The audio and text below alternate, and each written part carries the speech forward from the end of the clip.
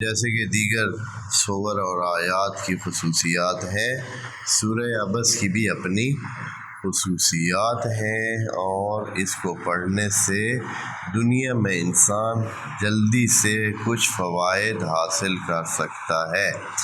اس میں سے ایک فائدہ یہ ہے کہ رسول گرامی سے کہا گیا ہے کہ اگر اس صورت کی کوئی بندہ تلاوت کرے، سورہ عبس کی تلاوت کرے گا، تو جب قیامت کا دن ہوگا قبر سے ہنستا ہنستا نکلے گا۔ یقیناً ہنستا ہنستا وہی نکلے گا جس کی ٹریٹمنٹ قبر میں بھی اچھی ہوئی ہے، اور جس کو آگے بھی اچھی توقع ہے، وعلیکم السلام، آگے بھی اچھی توقع ہے، تو وہ ہنستا ہنستا جو ہے وہ قبر سے نکلے گا۔ جیسے وہ پرانا ایک مشہور تھا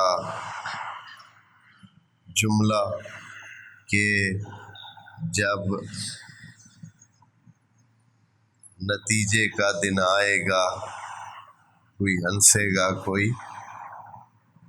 روئے گا، تو یہ جو قبر سے نکلے گا تو ہنستا ہوا نکلے گا۔ کون بھائی؟ جو سورہ عبس کی مسلسل تلاوت کرتا ہے۔